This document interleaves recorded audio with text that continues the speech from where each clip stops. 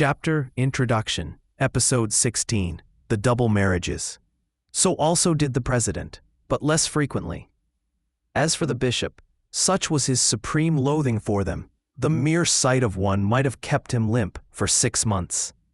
He had never, in all his life, fucked but one, that belonging to his sister-in-law, and expressly to beget a child wherewith some day to procure himself the pleasures of incest. We have seen how well he succeeded. As regards Duquette, he certainly idolized the ass with as much fervor as the bishop, but his enjoyment of it was more accessory. His favorite attacks were directed toward a third sanctuary. This mystery will be unveiled in the sequel. But on with the portraits essential to the intelligence of this work, and let us now give our reader an idea of these worthy husbands, 4 wives. What a contrast! Constance, the Duke's wife, and the daughter of Duquette, was a tall woman, slender, lovely as a picture, and modeled as if the Graces had taken pleasure in embellishing her. But the elegance of her figure in no way detracted from her freshness. She was not for that the less plumply fleshed, and the most delicious forms graced by a skin fairer than the lily, often induced one to suppose that no, it had been love itself who had undertaken her formation. Her face was a trifle long, her features wonderfully noble. More majesty than gentleness was in her look, more grandeur than subtlety. Her eyes were large, black, and full of fire. Her mouth extremely small and ornamented by the finest teeth imaginable. She had a narrow, supple tongue of the loveliest pink, and her breath was sweeter still than the scent of a rose. She was full-breasted, her bosom was buxom, fair as alabaster and as firm. Her back was turned in an extraordinary way, its lines sweeping deliciously down to the most artistically and the most precisely cleft ass nature has produced in a long time. Nothing could have been more perfectly round, not very large, but firm, white, dimpled, and when it was opened, what used to peep out but the cleanest, most winsome, most delicate hole. A nuance of tenderest pink had shaded this ass, charming asylum of lubricity's sweetest pleasures. But great God, it was not for long to preserve so many charms. 4 or 5 attacks, and the Duke had spoiled all those graces. How quickly had they gone! And soon after her marriage, Constance was become no more than the image of a beautiful lily, wherefrom the tempest has of late stripped the petals away. 2 round and perfectly molded thighs supported another temple, in all likelihood less delicious, but to incline to worship there, offering so many allurements it would be in vain were my pen to strive to describe them.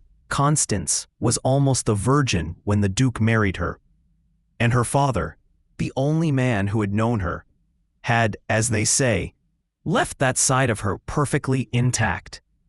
The most beautiful black hair, falling in natural curls to below her shoulders, and when one wished it thus. Chapter Introduction, Episode 17, Dowries and Contracts, reaching down to the pretty fur, of the same color, which shaded that voluptuous little cunt. Made for a further adornment I might have been guilty of omitting, and lent this angelic creature, aged about 22, all the charms nature is able to lavish upon a woman. To all these amenities, Constance joined a fair and agreeable wit, a spirit somewhat more elevated than it ought to have been, considering the melancholy situation fate had awarded her, for thereby she was enabled to sense all its horrors, and, doubtless, she would have been happier if furnished with less delicate perceptions. D'Orsay, who had raised her more as if she were a courtesan than his daughter, and who had been much more concerned to give her talents than manners, had all the same never been able totally to destroy the principles of rectitude and of virtue it seemed nature had been pleased to engrave in her heart. She had no formal religion. No one had ever mentioned such a thing to her. The exercise of a belief was not to be tolerated in her father's household, but all that had not blotted out this modesty. this natural humility, which has nothing to do with theological chimeras, and which, when it dwells in an upright, decent, and sensitive soul, is very difficult to obliterate.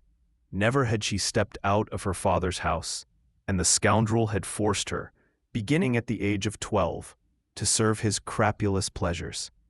She found a world of difference in those the Duke imbibed with her. Her body was noticeably altered by those formidable dimensions, and the day after the Duke had despoiled her of her maidenhead, sodomistically speaking, she had fallen dangerously ill.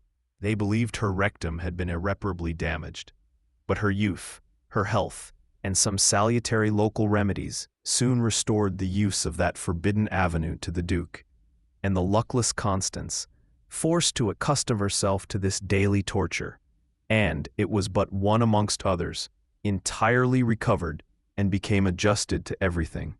Adelaide, D'Ursay's wife and the daughter of the president, had a beauty which was perhaps superior to Constance's, but of an entirely different sort.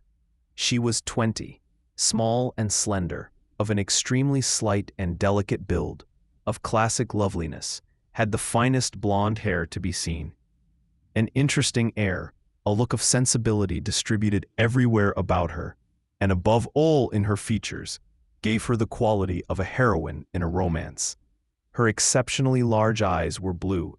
They expressed at once tenderness and decency. Two long but narrow and remarkably drawn eyebrows adorned a forehead, not very high but of such noble charm one might have thought this were modesty's very temple.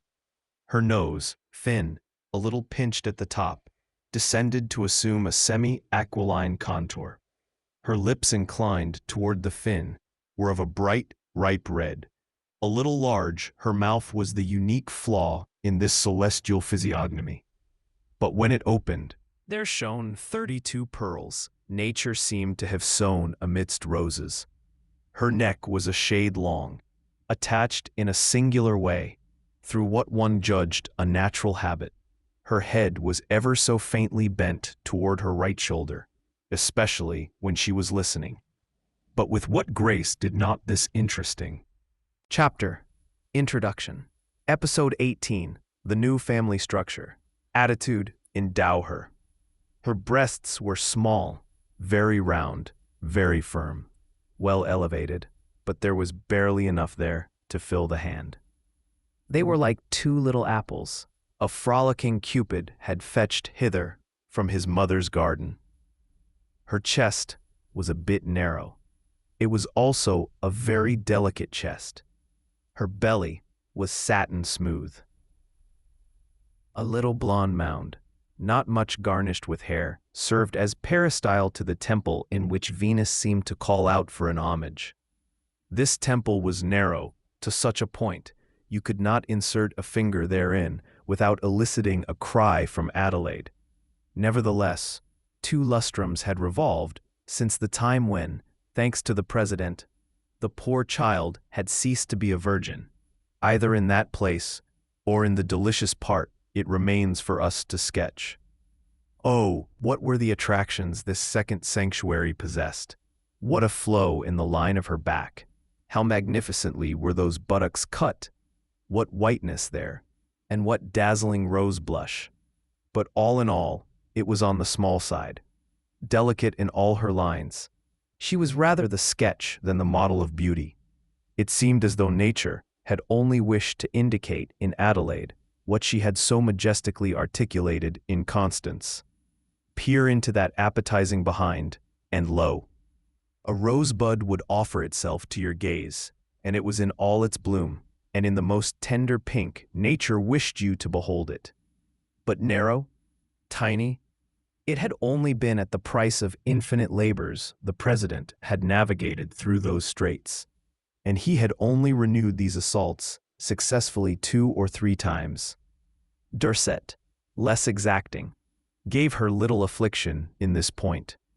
But since becoming his wife, in exchange for how many other cruel complaisances, with what a quantity of other perilous submissions had she not been obliged to purchase this little kindness, and furthermore, turned over to the 4 libertines, as by their mutual consent she was.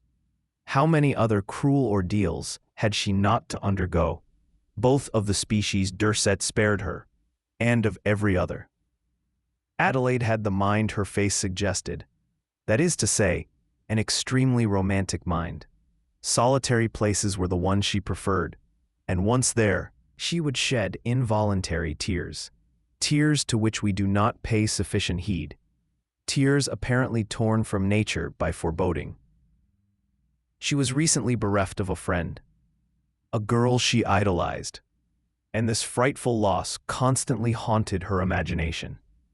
As she was thoroughly acquainted with her father, as she knew to what extents he carried his wild behavior, she was persuaded her young friend had fallen prey to the president's villainies, for he had never managed to induce the missing person to accord him certain privileges. The thing was not unlikely. Adelaide imagined the same would someday befall her, nor was that improbable. The president, in her regard, had not paid the same attention to the problem of religion Dorset had in the interests of Constance. No, he had allowed all that nonsense to be borne, to be fomented, supposing that his writings and his discourses would easily destroy it. He was mistaken. Religion is the nourishment upon which a soul such as Adelaide's feeds. In vain the president had preached. In vain he had made her read books. The young lady had remained a chapter. Introduction. Episode 19. A circle bound by secrets, believer. And all these extravagances, which she did not share, which she hated, of which she was the victim, fell far short of disabusing her about illusions, which continued to make for her life's happiness. She would go and hide herself to pray to God. She'd perform Christian duties on the sly, and was unfailingly and very severely punished, either by her father or her husband, when surprised in the act by the one or the other. Adelaide patiently endured it all, fully convinced heaven would someday reward her. Her character was as gentle as her spirit, and her benevolence, one of the virtues for which her father most detested her, went to the point of extreme.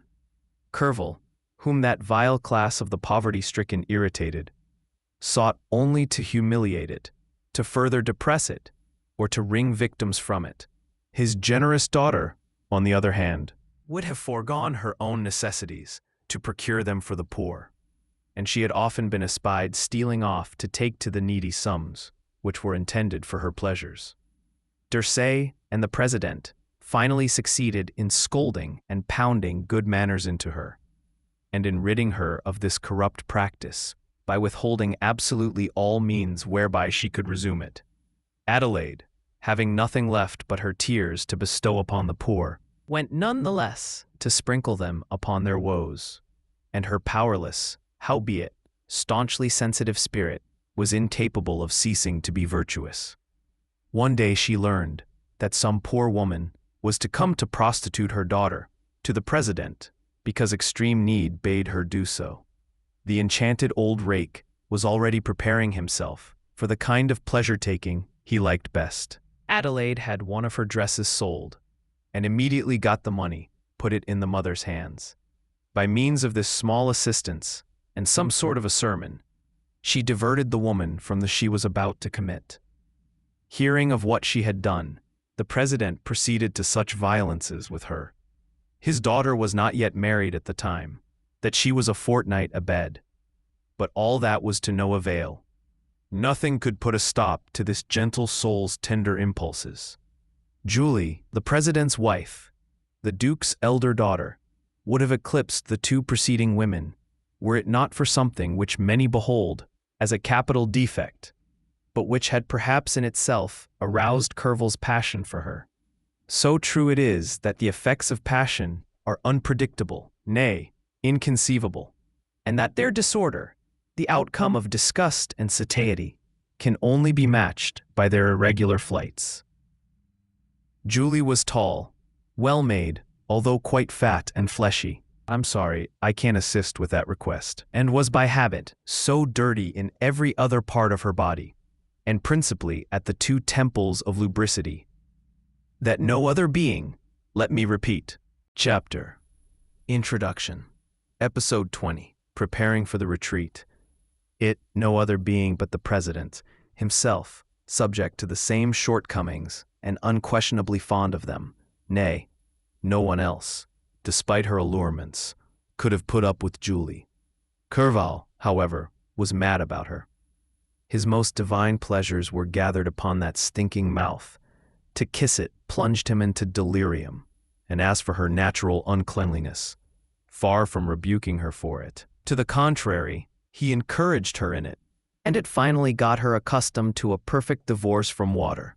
To these faults, Julie added a few others, but they were surely less disagreeable. She was a vast eater. She had a leaning toward drunkenness, little virtue, and I believe that had she dared try it, whoredom would have held little by way of terror for her. Brought up by the Duke, in a total abandon of principles and manners, she adopted a whore's philosophy, and she was probably an apt student of all its tenets, but, through yet another very curious effect of libertinage, it often happens that a woman who shares our faults pleases us a great deal less in our pleasures than one who is full of naught but virtues. The first resembles us, we scandalize her not, the other is terrified, and there is one very certain charm more. Despite his proportions, the Duke had sported with his daughter, but he had had to wait until she was 15, and even so, had not been able to prevent Julie from being considerably damaged by the adventure. Indeed, so much so that, eager to marry her off, he had been forced to put a term to pleasure-taking of this variety, and to be content with delights less dangerous for her, but at least as fatiguing. Julie gained little by gaining the president, whose prick, as we know, was exceedingly thick and, furthermore, however much she was dirty from neglect of herself, she could not in any wise keep up with a filthiness in debauch, such as the one that distinguished the president, her beloved spouse. Aline, Julie's younger sister, and really the daughter of the bishop, possessed habits and defects, and a character very unlike her sister's. She was the most youthful of the four. She had just become 18.